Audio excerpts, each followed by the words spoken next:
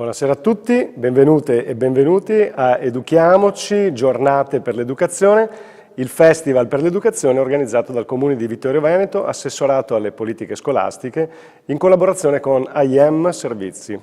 Ringraziamo tutte le istituzioni che hanno patrocinato questo evento, la Regione del Veneto, l'Ufficio Scolastico Regionale del Veneto, RAI Veneto, le Università di Verona, Parma e Milano Bicocca, l'Ordine degli Psicologi del Veneto, ULSS 2 Marca Trevigiana e la Conferenza dei Sindaci dell'ULSS 2. Un sentito ringraziamento va inoltre alle molte associazioni e realtà di questo territorio che hanno collaborato alla realizzazione dell'iniziativa e naturalmente ai molti media partner che ci hanno aiutato a promuoverla in tutta Italia.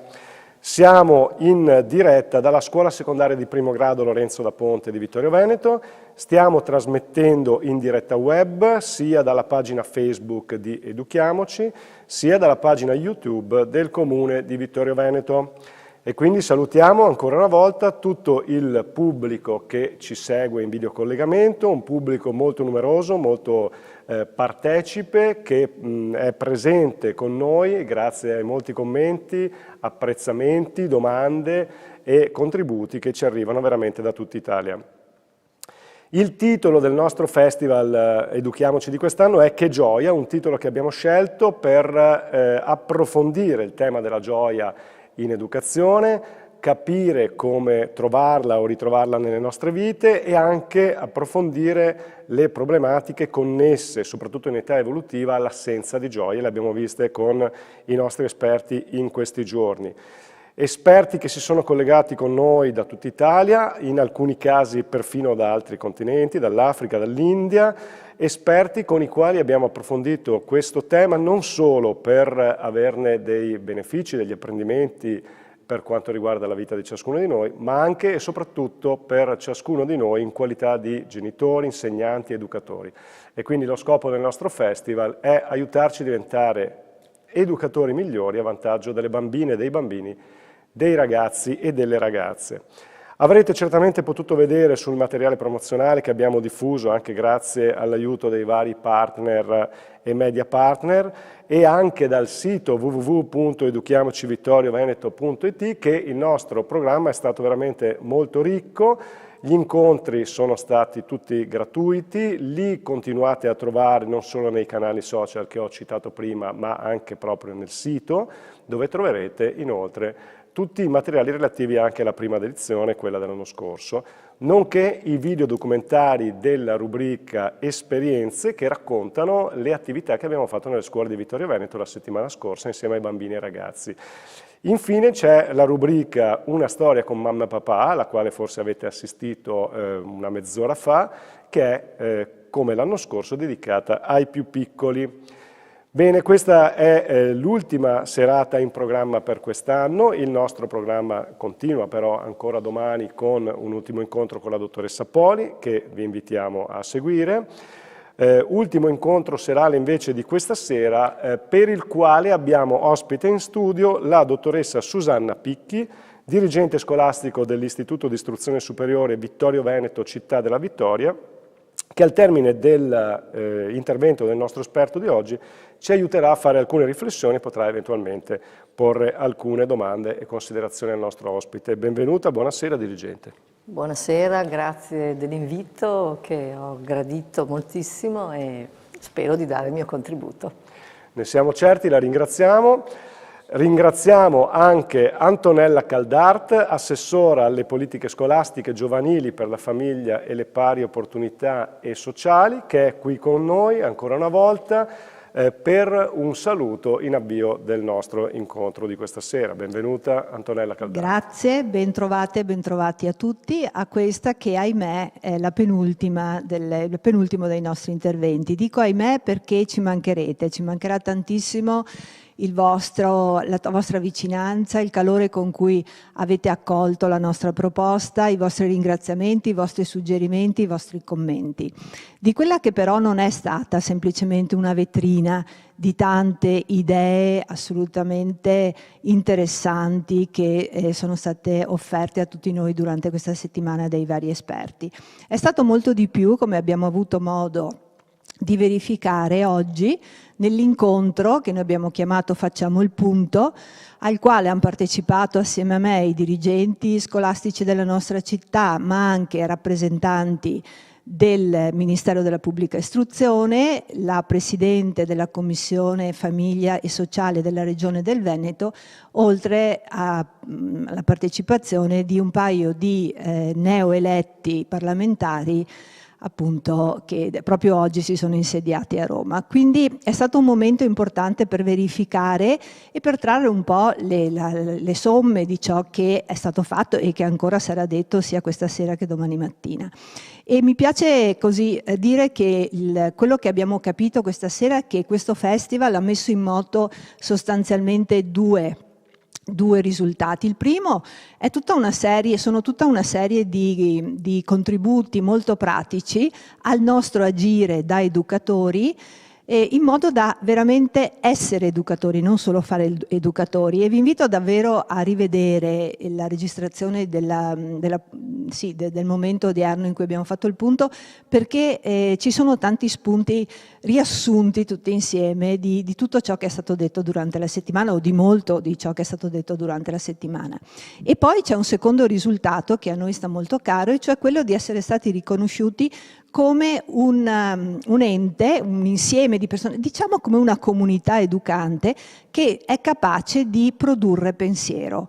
Un pensiero importante, perché i contributi sono stati di altissima qualità, che noi cercheremo di sintetizzare e di presentare agli enti e a noi superiori, proprio perché anche loro possano prendere in considerazione tutti gli spunti che da questo festival sono nati. Quindi ancora grazie a voi per la fiducia che ci avete dato, grazie a chi è stato con noi come relatore e a chi lo sarà, grazie a tutti gli enti che hanno collaborato per la buona riuscita di questo festival, e concludo sempre ricordando a tutti noi come educatori di essere orgogliosi di dedicare un paio di ore a formarci come educatori, perché lo stiamo facendo per il benessere nostro, ma soprattutto per il benessere dei nostri ragazzi. Buona serata a tutti. E grazie naturalmente anche ad Antonella Caldart, assessore, che ha voluto fortissimamente questo festival, e quindi siamo ben contenti di rilanciare alcune delle parole che lei ha usato poco fa. Comunità educante è una delle aspirazioni di questo festival, che si impegna a creare cultura e fare in modo che queste connessioni tra gli adulti e le agenzie educative veramente si rinsaldino. Essere genitori, insegnanti, educatori è indubbiamente un ruolo difficile che richiede coraggio. Siamo noi adulti la più grande risorsa per i bambini e i ragazzi, ma è importante costruire e mantenere un patto tra agenzie educative. Solo in questo modo possiamo veramente contribuire alla crescita migliore possibile dei più piccoli. Proprio per parlarci di questi argomenti abbiamo questa sera con noi il professor Daniele Novara per un incontro che abbiamo intitolato Nessuno escluso. Benvenuto professor Novara, grazie per essere con noi. La presento brevemente e sinteticamente. Daniele Novara, pedagogista e scrittore. Nel 1989 ha fondato a Piacenza il Centro Psicopedagogico per l'Educazione e la Gestione dei Conflitti. È esperto in processi di apprendimento in situazioni di conflittualità, ha ideato Litigare Bene, il metodo maieutico per la gestione dei litigi infantili. Dal 2004 è docente nel Master in Formazione Interculturale dell'Università Cattolica di Milano, dal 2002 dirige Conflitti, rivista italiana di ricerca e formazione psicopedagogica, è inoltre autore di numerose pubblicazioni edite da Burr Rizzoli. E quindi siamo veramente onorati di avere la sua presenza, professore. Prima di passargli la parola vi ricordo che potete porre eventuali domande al professor Novara commentando la diretta nei profili social da cui stiamo trasmettendo, oppure scrivendo un messaggio sul numero tramite WhatsApp che vedete in sovraimpressione. Il numero è 370 31 86 802. E quindi vi invitiamo come sempre a essere a vostra volta protagonisti di questi incontri, a porre le vostre domande, a fare i vostri commenti e a interagire con noi. Quindi auguro a tutte le persone che sono collegate un buon ascolto di questo intervento e lascio la parola al professor Daniele Novara per il nostro incontro Nessuno escluso. Bene, grazie a voi, è veramente un onore, direi, un piacere partecipare a questo festival, Educhiamoci, che cerca di focalizzare, no, il tema, la priorità educativa nella nostra vita, nella nostra società. Spero che mi sentiate bene, perché io mi vedo un filino sdoppiato. Ecco, Confermo che ditemi, la è tutto sentiamo e ok? la vediamo Non bene. vorrei... Tutto bene? Tutto a posto. Non sono mai stato a Vittorio Veneto, spero qualche volta di venire, ma c'è sempre un'occasione. E vorrei anzitutto dire da pedagogista, no, pedagogia è una scienza pratica. Io lo faccio da sempre, il primo libro l'ho scritto a 27 anni, adesso ne ho 65, ho sempre fatto questo lavoro, questa attività, un'attività molto molto operativa, un po' come l'architetto, il medico, che ne so, il giurista. Sono quelle scienze pratiche estremamente importanti per la nostra vita quotidiana. È la scienza della Montessori. Montessori era una figura professionale estremamente operativa, il suo metodo è estremamente operativo. In Italia purtroppo la pedagogia ha preso una piega puramente accademica, una piega teoristica, filosofeggiante, direi, senza nulla togliere alla filosofia, ma trasformare la scienza di Maria Montessori in elucubrazioni riservate a poche persone che possono capire è veramente inquietante. In questo modo cos'è successo? Che abbiamo perso un linguaggio comune, perché di cosa si occupa appunto questa scienza dal punto di vista pratico? Dei processi educativi, dell'organizzazione educativa e dell'organizzazione dei processi di apprendimento.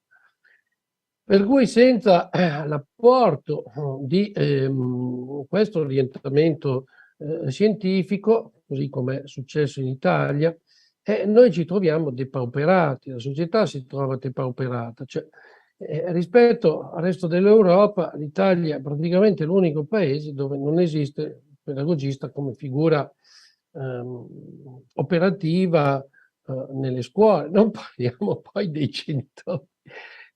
Io penso che sia una proposta abbastanza legittima e concreta che ogni genitore, oltre al pediatra di famiglia, abbia il pedagogista di famiglia, assolutamente, perché ci vuole una figura che lo guidi nell'educazione dei figli, non solo nell'uso della tachipirina o di qualche medicina per il raffreddore. Allora cosa è successo in Italia? Lo vediamo tutti, per cui sono molto contento che ci sia questo appuntamento e spero che non sia, come dire, una goccia nel mare. È che in mancanza di un linguaggio comune dal punto di vista scientifico, di un linguaggio unificante dal punto di vista educativo, sono prevalsi altri linguaggi. Oggi come oggi, facciamo un esempio molto banale, a scuola non c'è più il bambino difficile. Io che faccio questo lavoro da un po' di tempo, adesso per carità, vi ho rivelato anche la mia età, non penso di essere particolarmente decrepito,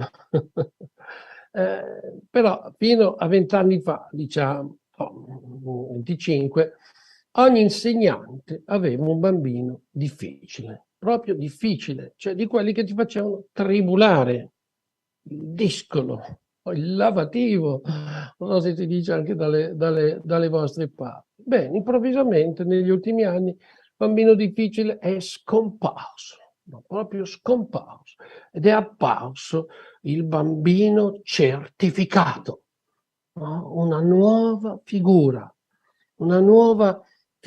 con l'etichetta.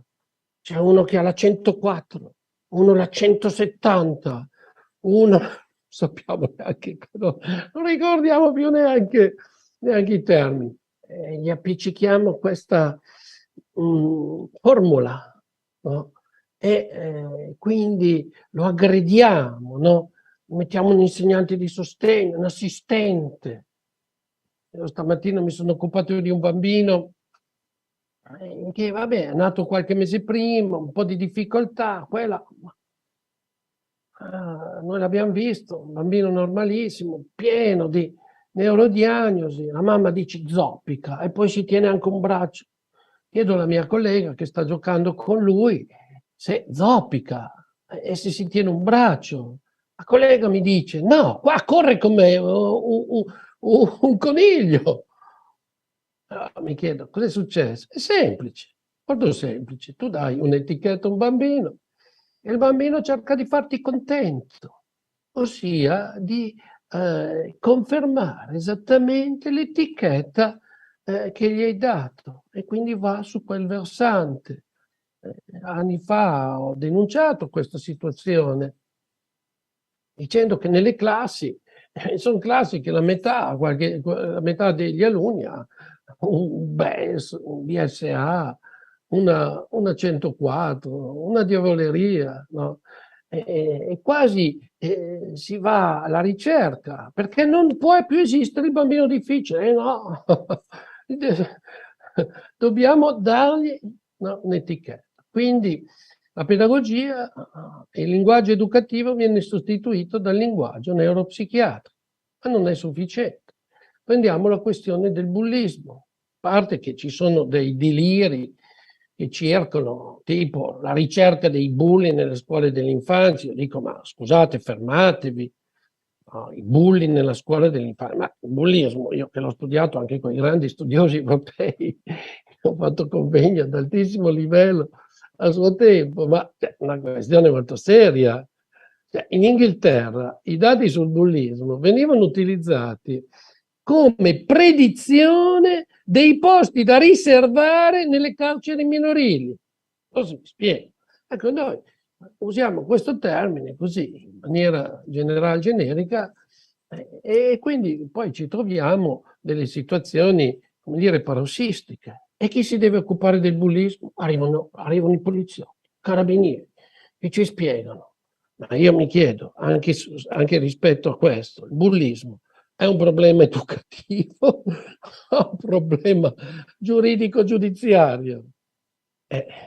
Dobbiamo deciderci se dobbiamo rivolgerci ai vigili urbani, come hanno fatto alcuni comuni d'Italia, ai carabinieri, o se invece rafforziamo, no, i nostri anticorpi educativi.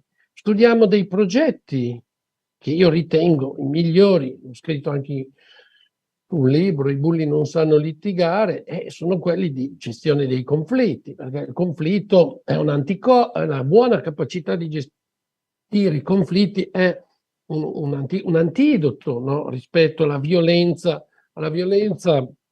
del bullismo. Cosa voglio dire in questa occasione?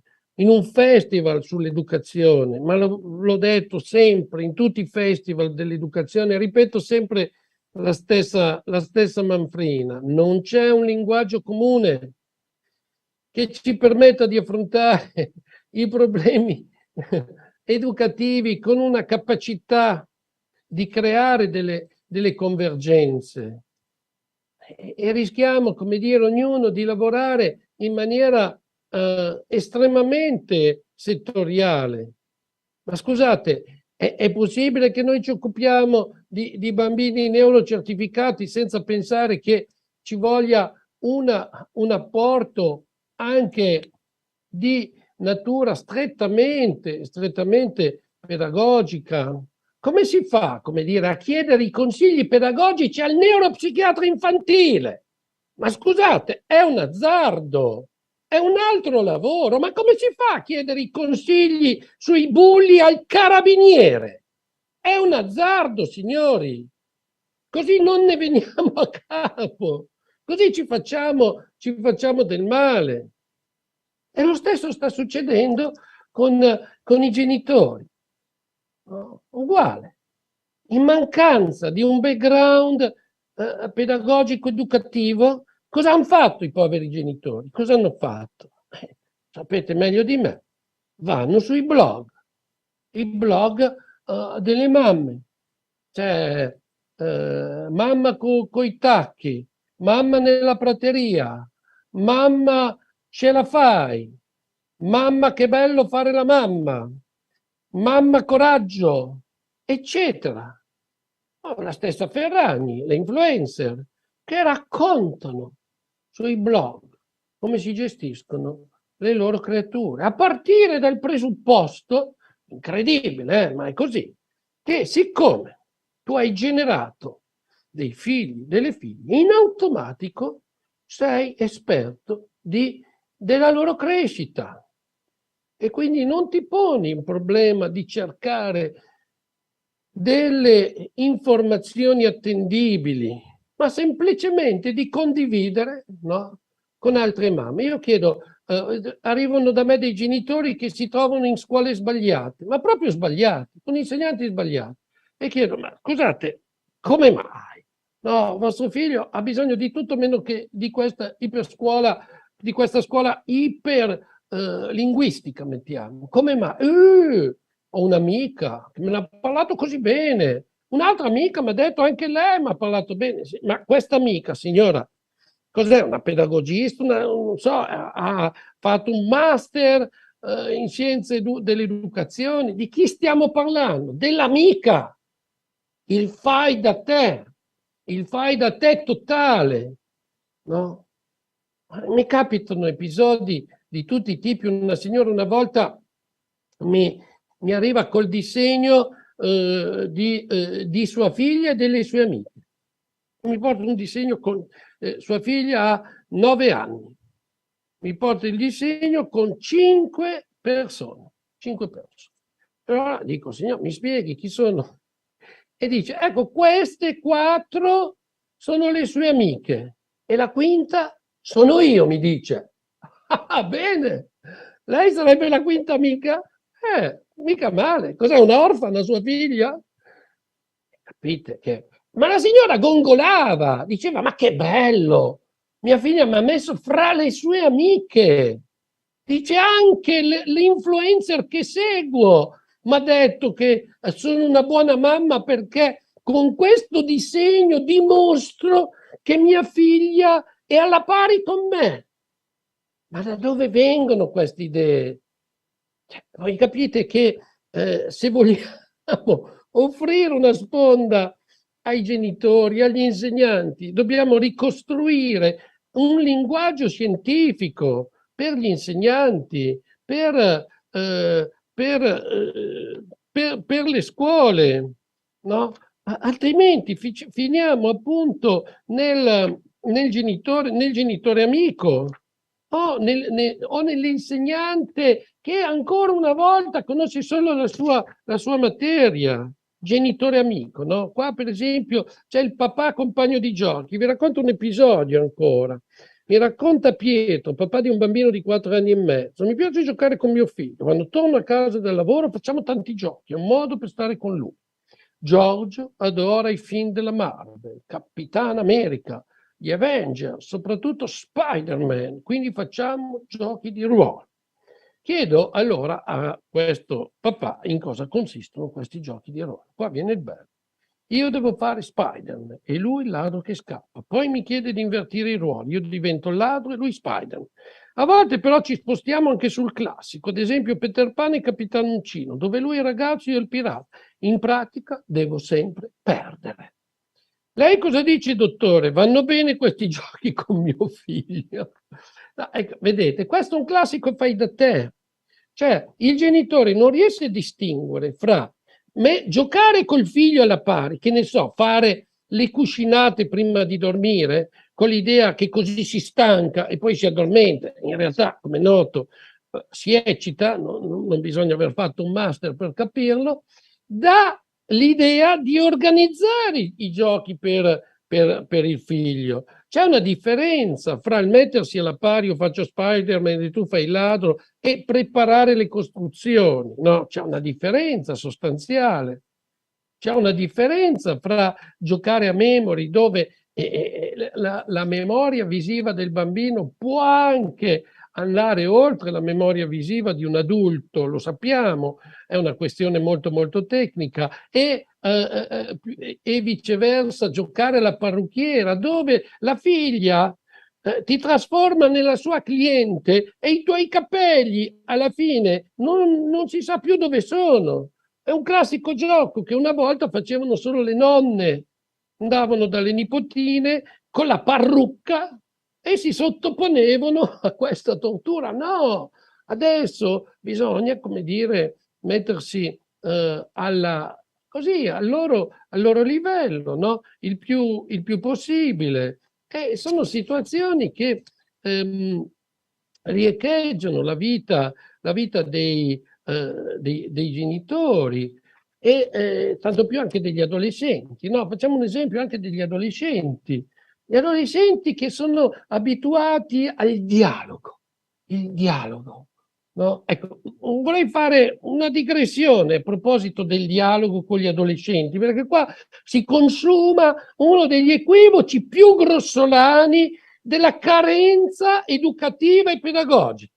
Dialogos, concetto eminentemente filosofico. So che ci sono stati tanti esperti più bravi di me di questa materia, però mi permetto di eccepire, perché dialogos vuol dire il linguaggio, il parlare separato, dia, che vuol dire separazione in greco. È quindi una parola di stretta osservanza filosofica che proviene dalle antiche accademie greche.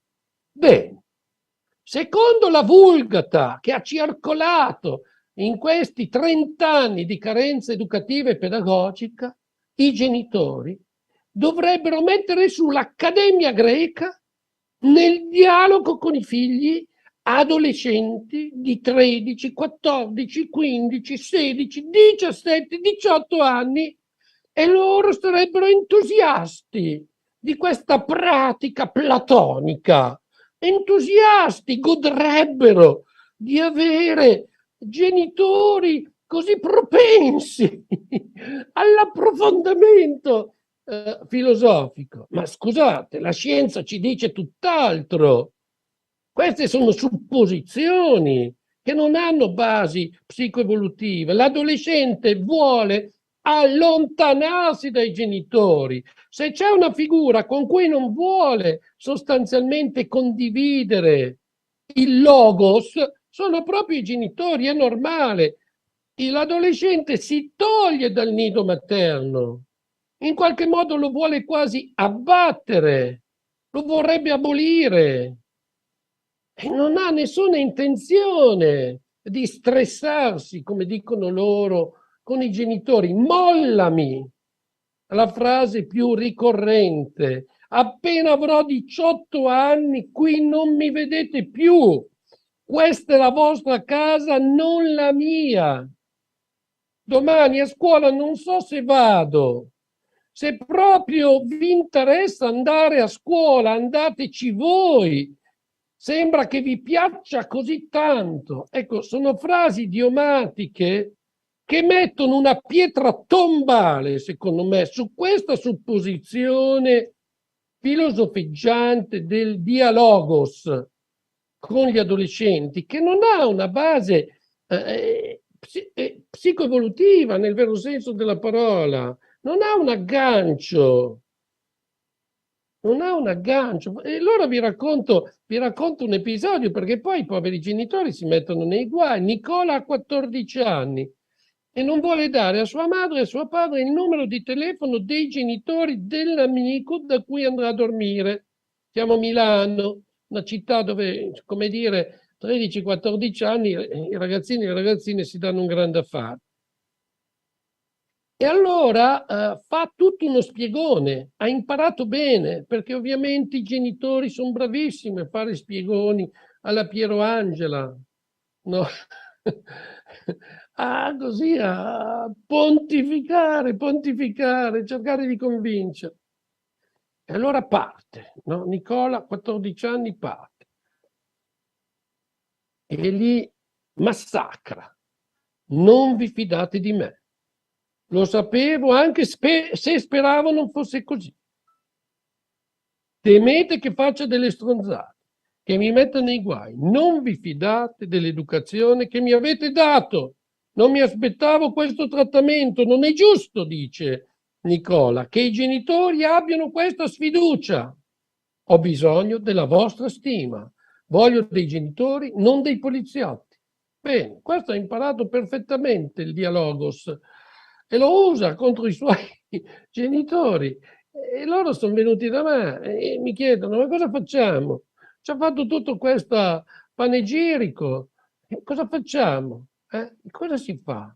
No, è questo, no, il problema. E se parliamo dei genitori, dobbiamo riconoscere la loro fragilità.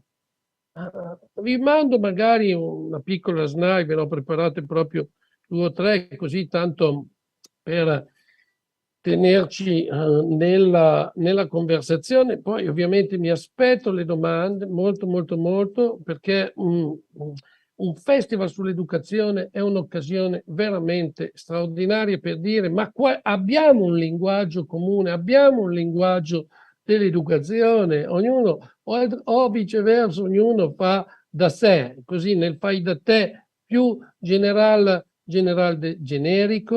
Ecco, i genitori di oggi sono molto fragili sul piano educativo.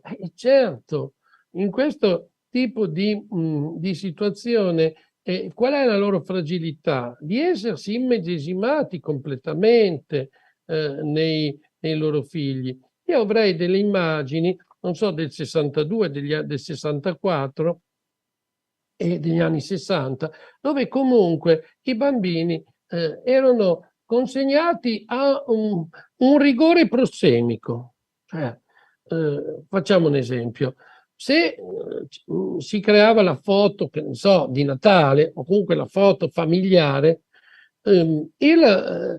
i corpi erano molto, come dire, composti, distanti in un certo senso. Io ho una foto dove un padre mette la mano sulla spalla di un figlio di 6 anni, 7 al massimo, ma però a guardare bene si scopre che la mano sulla spalla non tocca la spalla del figlio.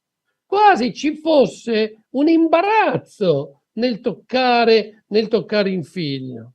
Ma poi noi apriamo un qualsiasi sito web alla ricerca di immagini delle famiglie di oggi e noi troviamo delle ammucchiate, letteralmente delle ammucchiate. Io in genere utilizzo una foto dove abbiamo papà e mamma in prima immagine, in prima fila, diciamo, con un pargolo molto piccolo di 3 o 4 mesi, dietro la bambina di 8 anni che tiene le mani sulle spalle dei genitori in un gesto che è inequivocabile.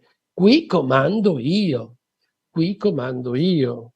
E allora, come possiamo fare? Perché siamo arrivati a questo tipo di situazione dove addirittura educare, diciamo così, è considerato un elemento disdicevole. Non so, prendiamo il caso del lettone, che è uno dei più eclatanti. Oggi come oggi, se facciamo un sondaggio in prima elementare, almeno la metà dei bambini di prima elementare, almeno la metà, in un modo o nell'altro è ancora nel lettone con i genitori.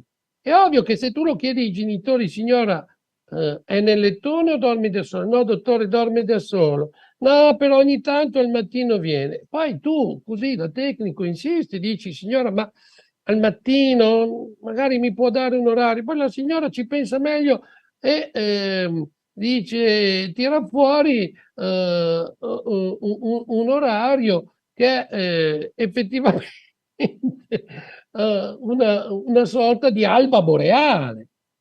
Non è una mattina mediterranea, sono le 2, le 3 di notte. E quasi senza la consapevolezza che questo libero accesso al lettone dei genitori a un certo punto provoca l'abbandono di uno dei 2 genitori, che d'estate lo troviamo a vagare per la casa, con il rischio che se si mette a dormire sulla terrazza qualcuno dei vicini possa anche confonderlo per un ladro con pericoli per la sua stessa, per la sua stessa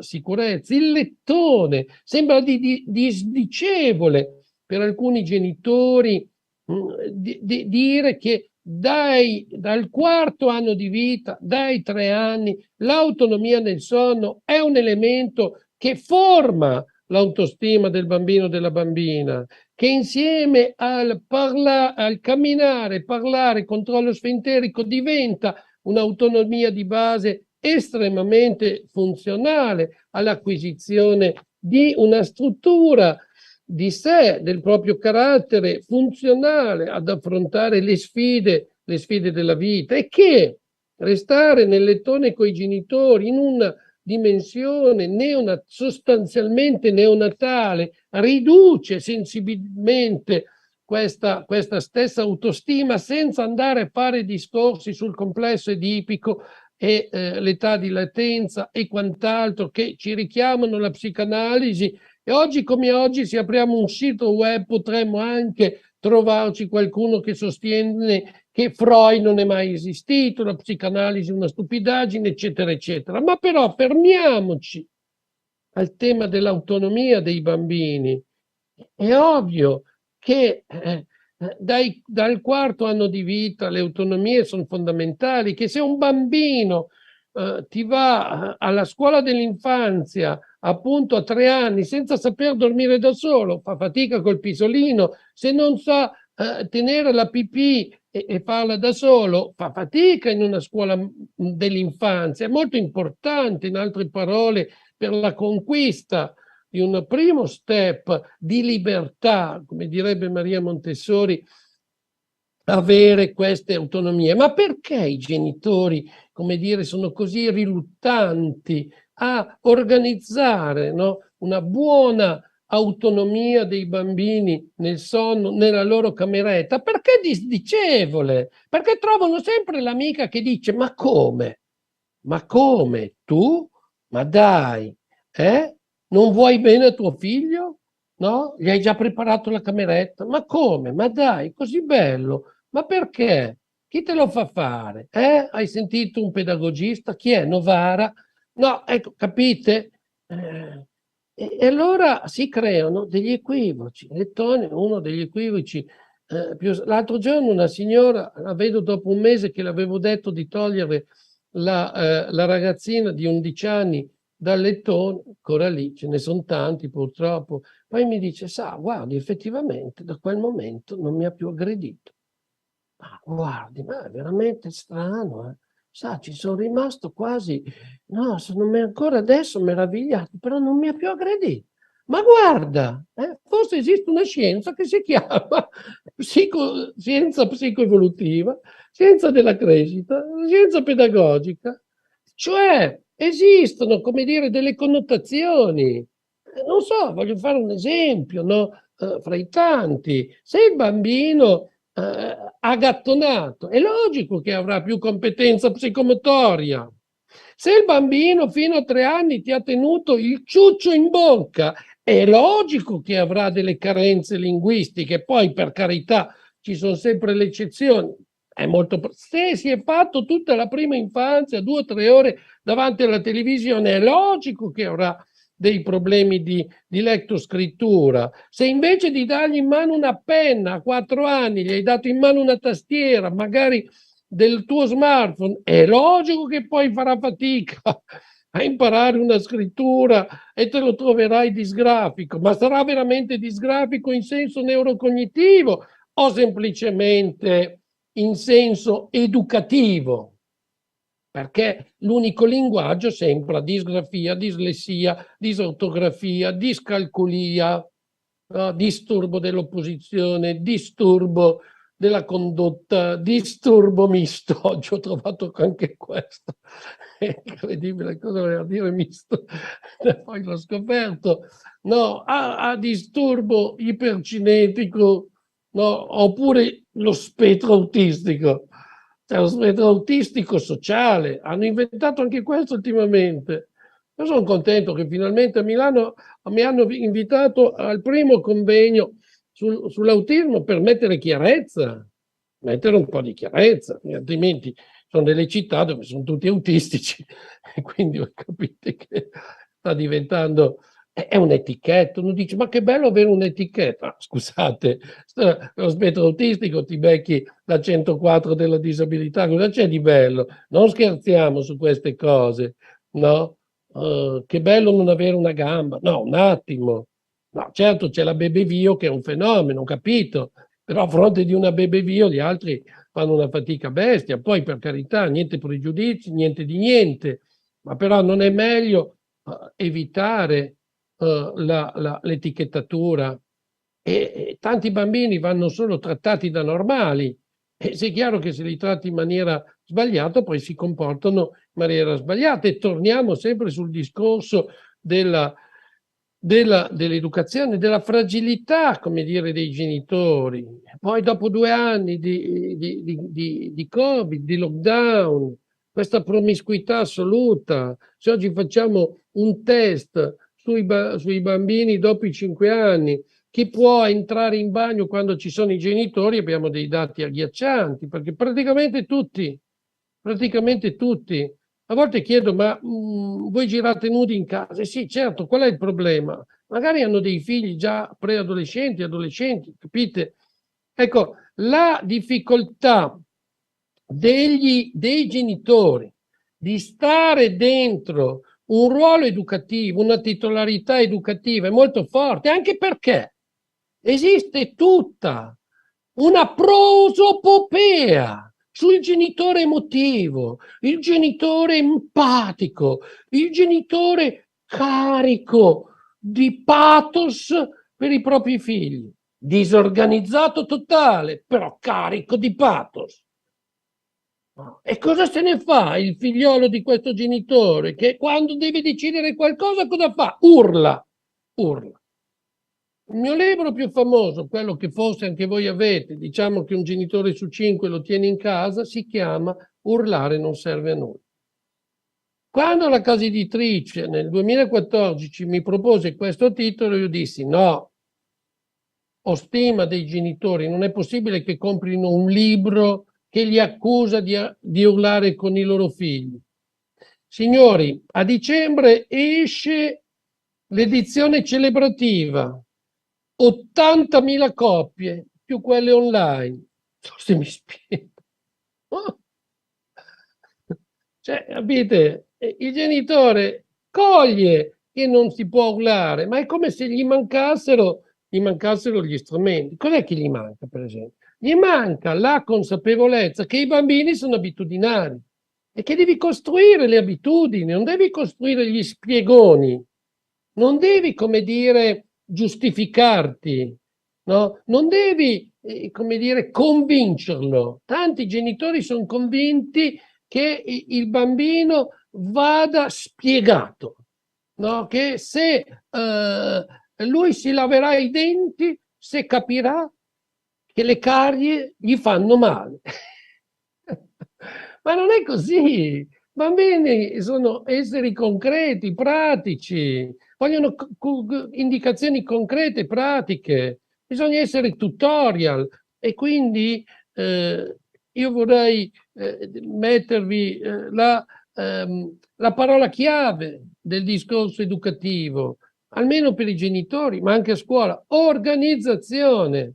Cioè, il genitore organizza la crescita dei figli attraverso l'educazione, ma anche l'insegnante a scuola organizza i processi di apprendimento, prepara delle situazioni stimolo, crea dei laboratori, struttura delle esperienze formative. No, pensiamo adesso per i bambini l'autunno, andiamo a cercare, no, tutti i segnali dell'autunno. Ma secondo me, per esempio, con l'inizio della scuola è bellissimo vedere quando se ne vanno le rondini, per esempio, ecco, e quando arrivano, cioè creare il calendario, no, degli animali che vanno e vengono, cioè le esperienze, non le lezioni, siamo ancora fermi lì alle lezioni, l'insegnante conoscitore della sua materia. Vi chiedo, no? Ma c'è qualcuno di voi che pensa di poter apprendere la fisica se te la insegna un Nobel della fisica? Non so, come il nostro Parisi, per esempio, il Nobel dell'anno scorso. Molto improbabile, perché è un livello troppo elevato. Impari la fisica se lavori con i tuoi compagni, condividendo delle esperienze, condividendo un mutuo insegnamento. Il cervello dei tuoi compagni che ne sanno un po' di più ti permette di raggiungere degli obiettivi che viceversa con Parisi non raggiungerai mai. Da Parisi ci facciamo raccontare i suoi aneddoti sugli storni, per esempio, no? Bellissimi, straordinario tutto quello che lui ha raccontato dopo il Nobel. Adesso fra 2 o 3 anni ci saremmo dimenticati di Parisi, come a suo tempo di Rubbia o a suo tempo della Rita Levi Montalcini come Nobel per la medicina. Ecco, ma non sono loro quelli che ci possono attivare i processi di apprendimento, ma è il contesto scolastico, la comunità, la capacità dell'insegnante preparato sul piano della metodologia, che è in grado di organizzare buone situazioni stimolo, buone esperienze. E invece la scuola dove va, agli inizi di settembre ero anch'io, come tutti i miei colleghi, a fare convegni pedagogici nelle scuole, poi finisco nell'aula docenti, trovo un libro, un'antologia per studenti di seconda media. Signori, pagine 750. Ma come si fa? Dico, cosa se ne faranno di questo mattone? Cosa se ne fanno? Cosa serve per reggere una telecamera? Ma stiamo scherzando? In questo modo deprimiamo una situazione scolastica già depressa, dove abbiamo dei record negativi, il 10% di abbandono scolastico, il 25% di net, di ragazzi che non studiano e non lavorano, la percentuale più bassa di laureati in tutta Europa insieme alla Romania, con tutto il rispetto per la Romania. Però insomma io gradirei magari togliermi dagli ultimi posti, non stare in compagnia di qualcun altro. È ovvio, ma come fa un ragazzo a motivarsi alla letteratura se gli dai in seconda media un tomo di 750 pagine? Devi fargli vivere, no? Un'esperienza, costruirla sta poesia, magari ascoltarlo anche un poeta.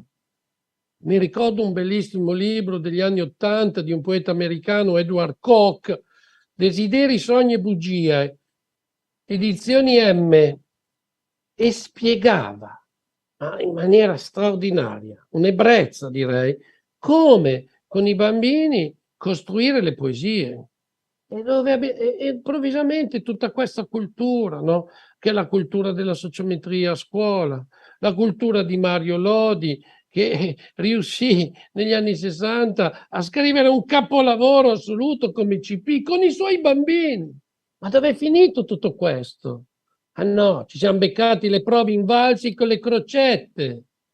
Ma scusate, ma la scuola che funziona è quella delle risposte esatte?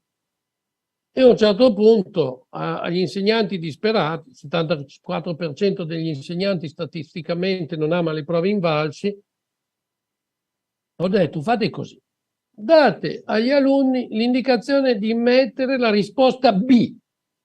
La risposta B nelle risposte multiple è quasi sempre quella giusta e comunque statisticamente poi ci arrivi. Qualcuno l'ha seguito e ce l'ha fatta, incredibile. Ma come si fa a trasformare la scuola in un quiz? Stiamo scherzando. La scuola è una comunità, è un organismo vivente, è fatto da persone che vivono con intensità E sapete cosa dico io ai genitori dei bambini, no? Voi portateli a scuola, portateli pure, anche se sarebbe meglio che a un certo punto andassero da soli, però li abbandonate a 100 metri. Se vanno verso la scuola, magari correndo, è un buon segnale.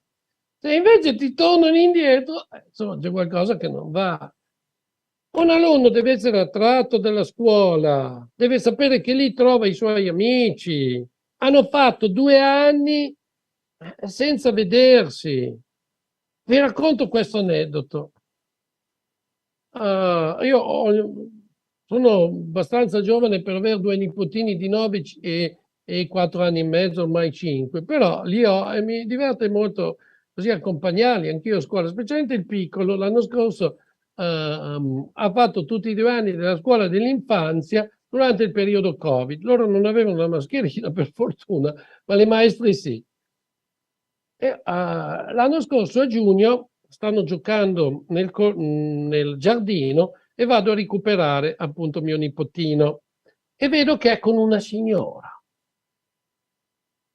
Bene, a un certo punto mi viene il dubbio, perché questa signora non aveva la mascherina, non l'aveva, e sta con la signora. Viene un dubbio e le chiedo, ma lei per caso è la maestra?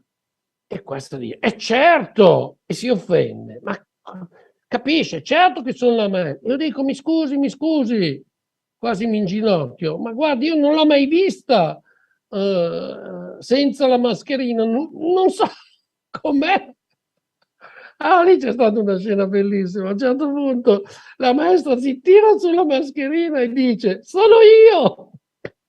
Vedete che i bambini hanno vissuto 2 anni in queste condizioni.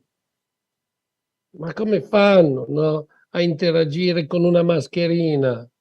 E adesso dobbiamo avere molta benevolenza, dobbiamo farli tornare al massimo di normalità, non minacciare continuamente che appena ci sarà un raffreddore, tutti ancora con la mascherina. Stiamo scherzando. Un po' di benevolenza, un po' di empatia per 2 anni terribili.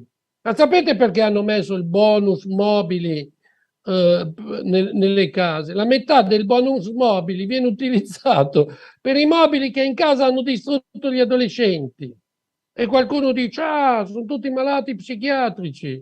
Ma che malati psichiatrici? Magari avranno qualche disturbo, ma la terapia è la normalità, tornare a socializzare, tornare a correre, tornare a muoversi, tornare a stare nella natura, tornare anche a vivere l'innamoramento fra ragazzi. Ma ti innamori di una mascherina? Ma stiamo scherzando? Quindi il coraggio educativo, questo dobbiamo riconoscere e riconoscerci quando parliamo di educazione, non continuare ad alimentare paure. Io sono orgogliosissimo per tutto il periodo del Covid di essermi battuto sempre, inesorabilmente, per tenere le scuole aperte come nel resto del nord Europa. E alla fine le situazioni scolastiche mi hanno dato ragione. L'ultima ondata di Covid c'è stata quest'estate con le scuole completamente chiuse, fra luglio e agosto. Ecco. Lì i soloni, no, della virologia non hanno più potuto dire nulla. Però quanta aggressività verso la scuola. Il focolaio scolastico. No, così non funziona. Ma chi la difende la scuola? Torniamo al punto di partenza del mio discorso. Chi la difende? La neuropsichiatria? I poliziotti? Chi la difende se non c'è una scienza, un linguaggio comune educativo, una presenza pedagogica? Chi? Abbiate pazienza, non è che buttando dentro psicoterapeuti a scuola risolviamo il problema della qualità scolastica. Ci vuole formazione metodologica per gli insegnanti. Ancora oggi gli insegnanti vengono assunti sulla base della conoscenza della materia e basta. Ma devi saper gestire una classe in carne ed ossa. Sono delle persone, cioè, come dire, un gruppo di ragazzi e ragazze, ci sono delle relazioni continue, dei movimenti, no? E quindi la parola chiave è organizzazione, la uso per i genitori. Il genitore organizzato, che non è perfetto, ma cerca di fare le mosse giuste, cerca una buona organizzazione. Lo stesso vale per la scuola. Ma che senso ha tutta questa scuola che riempie di note gli alunni, sperando di trovare nei genitori fragilissimi che cosa? Che cosa? Cosa può trovare? Ma i genitori sono più fragili dei figli, ve lo garantisco. Io una volta ho fatto un test, ero a Palazzo Corcio, a Bologna, venivo giù, erano 3 incontri per i genitori degli adolescenti. Mi pare ci fosse prima di me, c'era stato anche appunto Recalcati, che mi sembra sia venuto anche da voi, se non ricordo male. Bene, 3 incontri, un gruppo di genitori molto molto selezionati, 120-150. Allora, così, tanto per iniziare, mi viene da fare questa domanda. Voi che avete figli adolescenti, vi faccio questa domanda. In questo momento storico, pensate che siano più fragili gli adolescenti o i genitori? Caramba, che sorpresa! Chi dice gli adolescenti si alzano 3 mani, chi dice genitori 120 mani.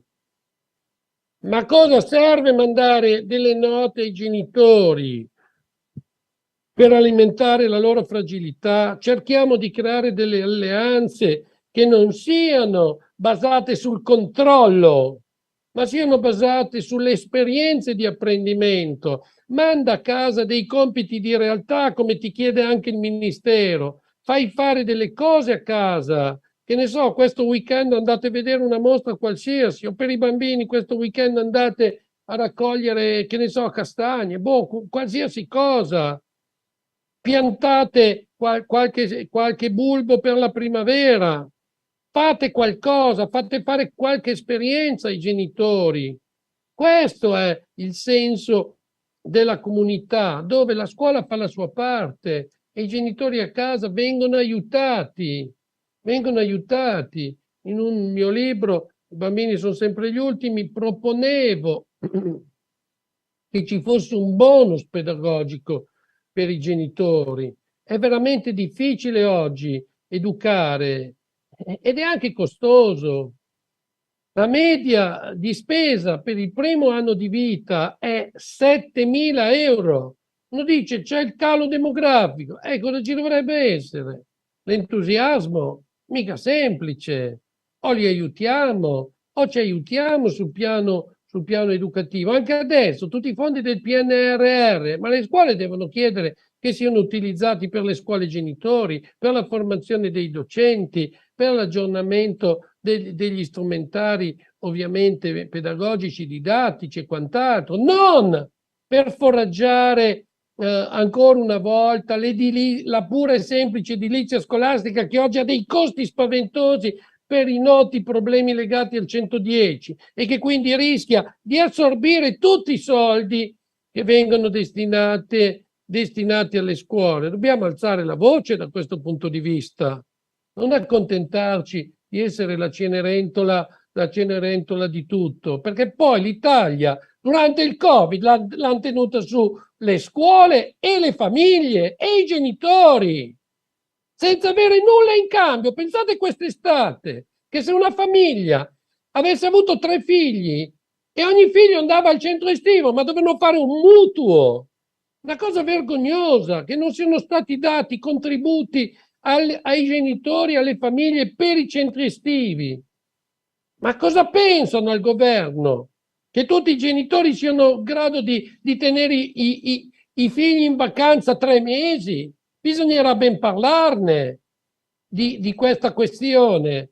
Cioè, un'estate interminabile, senza che ci sia nessun aiuto pubblico ai genitori, nessuno, per poi soltanto accusarli. Ma così, ancora una volta, i più fragili diventano il capro espiatorio. Ma basta, per favore, rialziamo l'asticella, la speranza.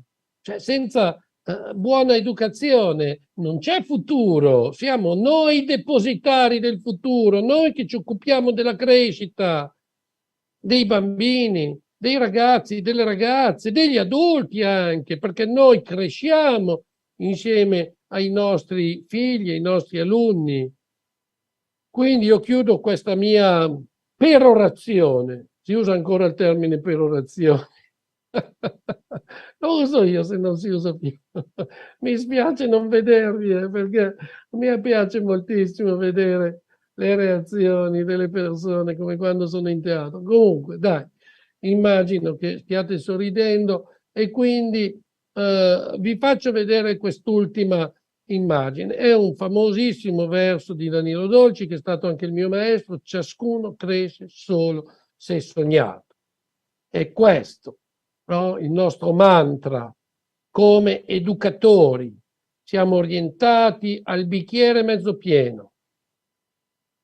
E allora è bellissimo quest'opera del grande René Magritte, no? Il pittore surrealista belga-francese, che sta dipingendo un uovo, ma non dipinge di per sé l'uovo, sta dipingendo ciò che uscirà dall'uovo. È meravigliosissimo.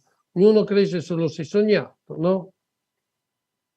Quindi vi lascio questa, ecco, anche un'altra piccola metafora che mi piace molto, il grande Jürgen Habermas, speriamo che si stia bene perché ha già 92-93 anni. Siamo noi stessi nella misura in cui siamo gli altri. Insomma, questa è la base del nostro lavoro, la condivisione profonda, e quindi vi posso segnalare anche i miei ultimi libri.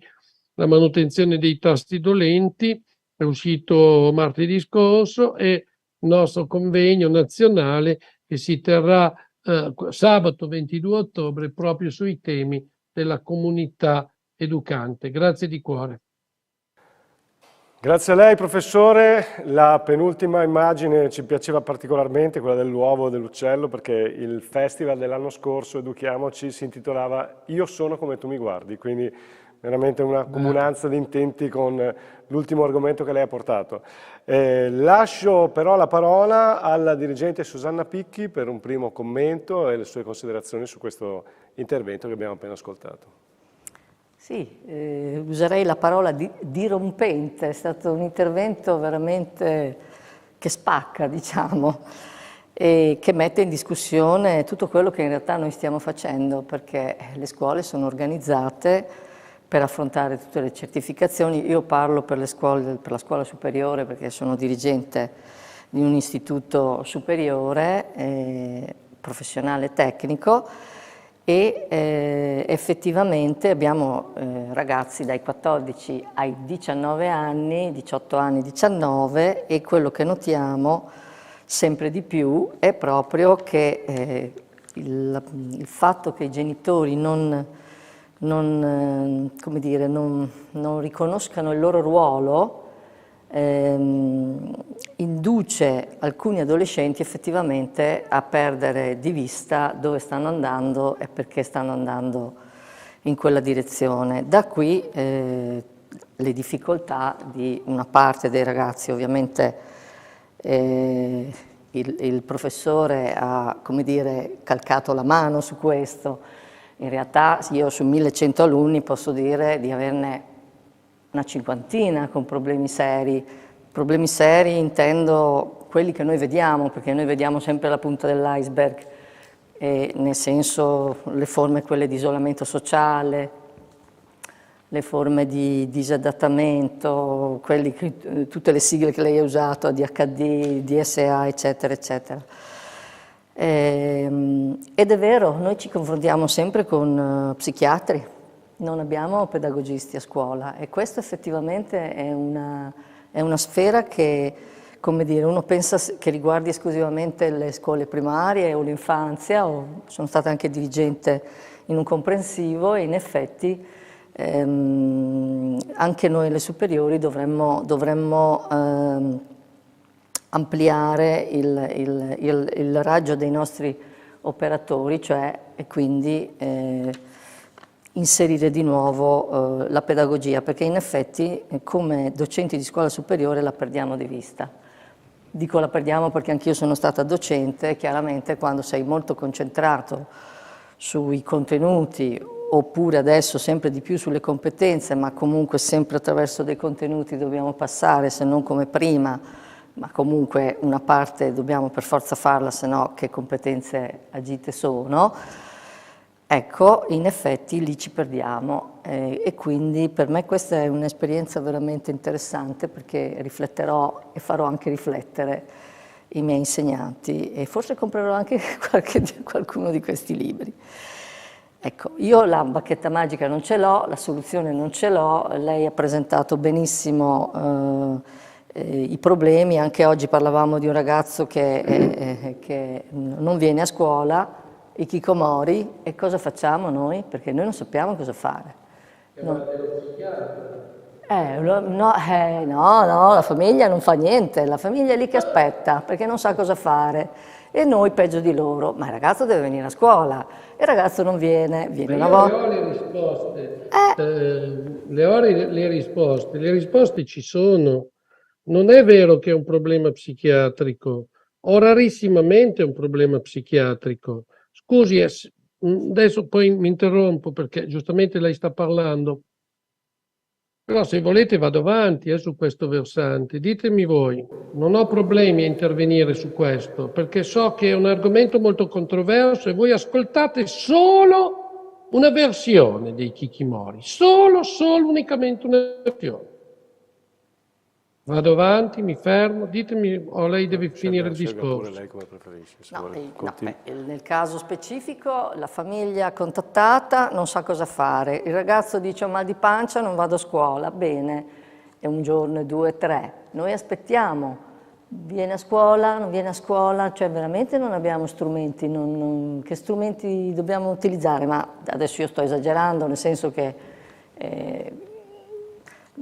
per dire la difficoltà educativa in cui ci troviamo, ci manca la materia prima in questo caso, quindi come ci muoviamo? Posso rispondere? Prego, sì. Che lei ha fatto una domanda, come ci muoviamo? Io ne ho affrontati tantissimi in questi anni di situazioni così. I genitori che mi hanno seguito, questo problema è stato risolto. Anche domani mattina avrò un colloquio su questa questione. La questione è educativa. La questione del hikikomori non ha delle componenti psichiatriche. Semplicemente si è messo in una posizione il ragazzo sbagliata dal punto di vista della sua crescita. Cioè ha, come dire, delegato la crescita all'iperprotezione genitoriale. Cioè se uno ha un mal di pancia non può stare a casa, questo deve essere chiaro, perché il giorno dopo avrà il mal di denti, il giorno dopo ancora avrà il mal di testa. Allora, come si affronta questo problema? Nell'adolescenza, non sono arrivato sul discorso perché è chiaro, qua siamo in un festival e l'approccio è quello del festival, non è un approccio dove posso fare un discorso tecnico organico, è che l'adolescenza è comunque, non è più l'età della mamma. Lei con chi ha discusso di questi problemi? No? Questo è estremamente importante. E chi è che li gestisce? Al 99% i hikikomori sono gestiti dalle mamme, con risultati assolutamente infelici, perché come dire, la mamma non è l'asse come dire, educativo che può smuovere sul piano della responsabilità sociale il ragazzo. Appartiene troppo all'età dell'accudimento, l'ha tenuto nella pancia, addirittura l'ha tenuto nella pancia. È stato il periodo assolutamente dell'iperprotezione. Per fortuna noi abbiamo le mamme migliori del mondo e quelle più invidiate, Ma quando l'infanzia finisce, la palla deve passare al paterno. Se c'è il padre non lo puoi lasciare in panchina. E quindi la strategia di gestione del Kikimori passa attraverso un gioco di squadra genitoriale dove la palla è gestita dal papà, ovviamente con un'azione pedagogica, di coaching pedagogico molto molto sistematica. Ci sono ragazzi e anche bambini che non vanno a scuola perché la mamma resta a casa e vogliono stare con la mamma. Io a volte ho ottenuto dei risultati obbligando alcune mamme ad uscire di casa prima che i figli si svegliassero, in modo che questo equivoco non ci fosse più. Cioè le strategie sono centrate su quello che la scienza, proprio la scienza psicologica, psicanalitica ci consegna. L'infanzia, l'età del materno, l'adolescenza, l'età del paterno. Ma se noi affidiamo i kikimori o presunti tali alle mamme, il risultato è sicuro. Ecco, poi ovviamente possiamo alimentare tante psicoterapie e per fortuna bisogna anche dire che finiti gli anni peggiori poi i ragazzi più o meno si riprendono. Ma che spreco! Ma che spreco! In un'età meravigliosa, che spreco! Passare tutto il giorno sui videogiochi, che spreco! Quando tu con una facilità proprio elementare puoi imparare qualsiasi cosa. Ecco, allora le strategie sono educative dal mio punto di vista. È chiaro che qua non posso fare una trattazione sistematica, però io rifuggo dall'idea che i kikimori siano semplicemente una questione psichiatrica. Proprio, non so, vorrei usare dei termini più pesanti, mi sembra volgare. Ecco, volgare nei confronti dei ragazzi, volgare questa idea che si tratti solo di questioni psichiatriche. Grazie professore, abbiamo delle domande anche da parte delle persone che sono collegate. La prima è la seguente, è stata posta prima ma crediamo di sapere già la sua risposta. Una persona chiede cosa ne pensa dell'allattamento prolungato, non crede che valga lo stesso discorso del lettone? Sì, certo, la risposta è scontata. L'allattamento si può fare fino a 2 anni, l'ideale fino a 1 anno e mezzo. Io sono favorevolissimo all'allattamento al seno fino a 1 anno e mezzo, massimo 2 anni. Dopo, dal 3° anno di vita, il seno diventa un'altra cosa, ecco, e si crea morbosità fra madre e figlio o figlia. Io seguo tantissime situazioni, appunto, che poi finiscono dai neuropsichiatri, che sono semplicemente i danni dell'allattamento prolungato, perché la morbosità tra mamma e figlio o figlia con l'allattamento prolungato 4 o 5, io ho avuto anche un record, una signora mi ha battuto tutti i miei record personali, l'ha allattato fino a 7 anni. Capite che è ovvio che si creano delle distorsioni, no? nella crescita, le autonomie si perdono. E poi è difficile recuperare, molto difficile. Comunque lo sto facendo per tanti genitori e ho proprio una tipologia specifica del genitore che è costretto a rivolgersi al neuropsichiatra semplicemente, tra virgolette, comunque, perché ha fatto questo, cioè come dire, è finito in questo equivoco, ecco. Cioè bisogna fermarsi a un certo punto, sì. Non può decidere il bambino o la bambina. Ecco, si è espresso negli stessi termini suoi anche il dottor Vicari, però, quindi siete in linea assolutamente, anche da 2 discipline differenti. Un'altra domanda chiede il suo parere rispetto alle persone Peccato che io non possa parlare mai di neuropsichiatria e lui parla tanto di educazione. Lasciatemelo dire. Gli è stata posta una domanda. Lasciatemelo dire, visto che stasera sono in un festival dell'educazione, quindi sono a casa mia. Sono a casa mia. Gli è stata posta una richiesta come medico. Che cosa ne pensa delle persone che si improvvisano educatori e aprono realtà come le scuole parentali? Questa è una domanda che ci arriva sempre dal web. Allora, anche qua è come l'allattamento al seno. Io sono favorevolissimo all'allattamento al seno, ma ci vuole metodo.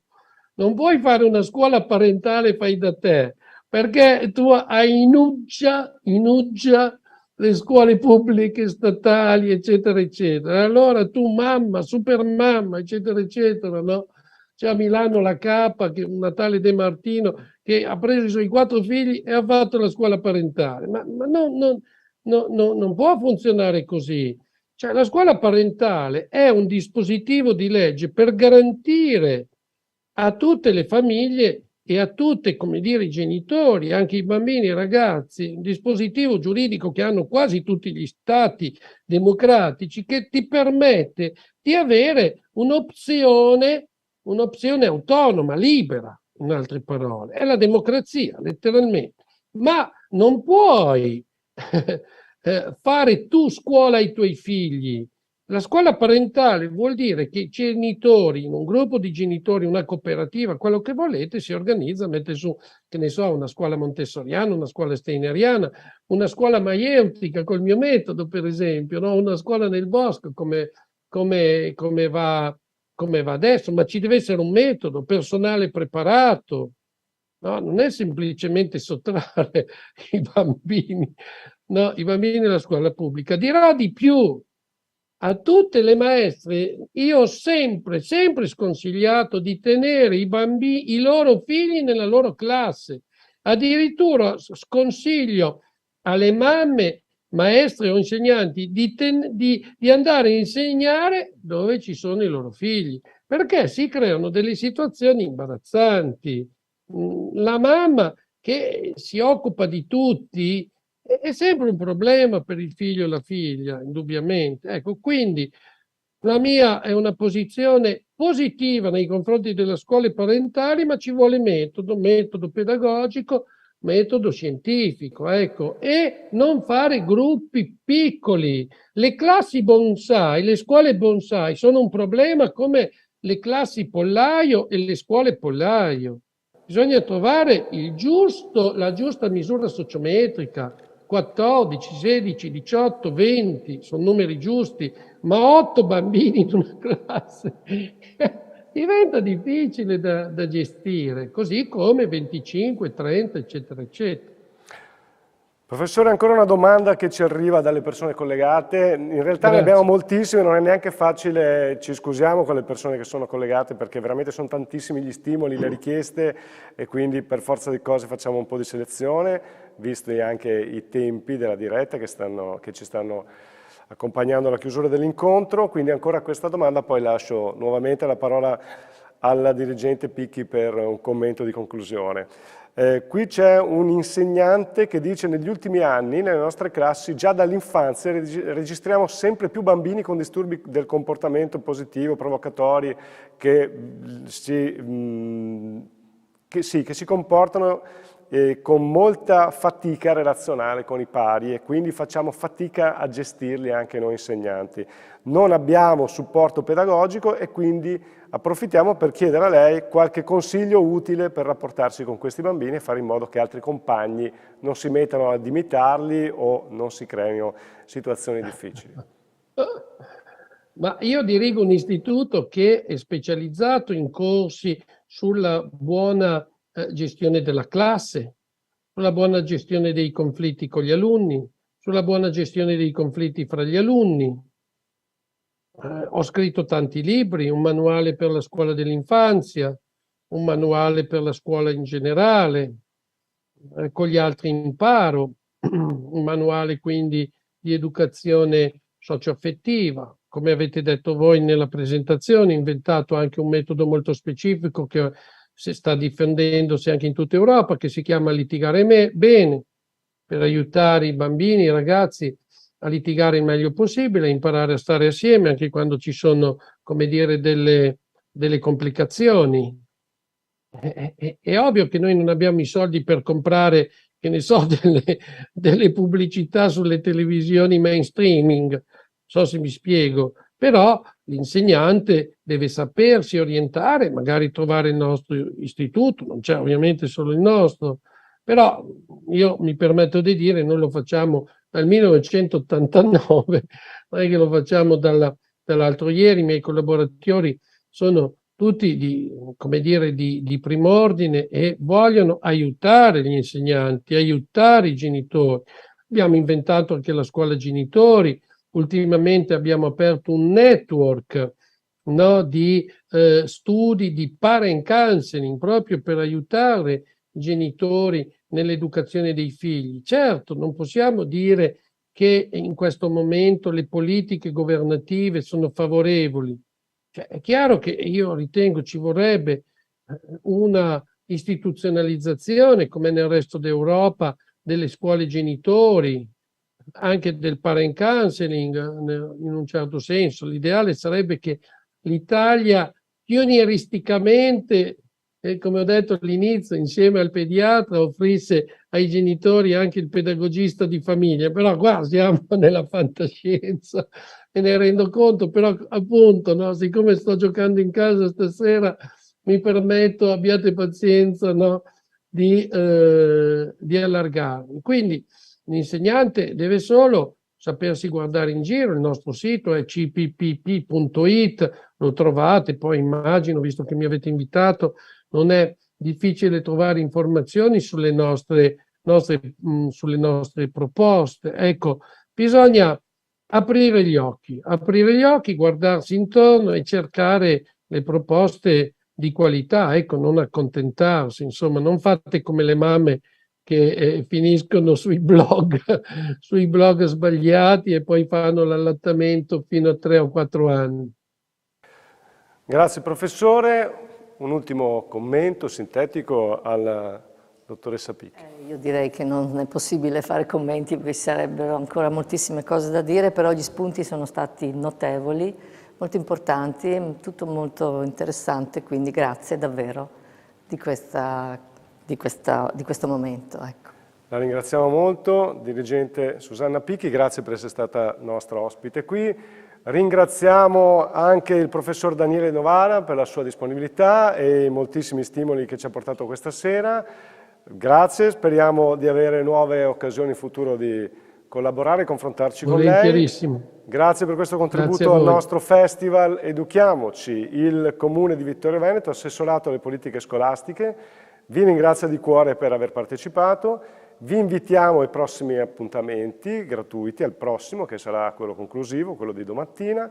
Trovate sempre il calendario, il materiale e soprattutto tutti i video che resteranno online nel nostro sito www.educhiamocivittorioveneto.it. Vi invitiamo veramente ad utilizzare il materiale che trovate sul nostro sito come una cassetta degli attrezzi, come qualcuno l'ha definita, una definizione che ci piace dell'assessore Caldart, perché la nostra intenzione con questo festival è stata quella di fare cultura, di offrire strumenti, stimoli, spunti alle persone, a tutti noi, educatori, genitori e insegnanti. Vi aspettiamo domani alle ore 11 per l'ultimo incontro che trasmetteremo in diretta web, l'incontro con Erika Francesca Poli dal titolo La bellezza dentro di te. E a seguire per tutte le persone di Vittorio Veneto, tutte le persone che da fuori Vittorio Veneto vorranno raggiungerci e partecipare, alle ore 14 presso il Giardino Papadopoli di Vittorio Veneto ci saranno attività, laboratori, giochi, esperienze per bambini, ragazzi e le loro famiglie, in modo da poter concludere veramente con gioia e in una grande occasione di relazione, di scambio e di incontro anche in presenza questo nostro festival www.educhiamocivittorioveneto.it. Con questo è tutto, vi ringraziamo per averci seguito fino a qui, buonanotte a tutti.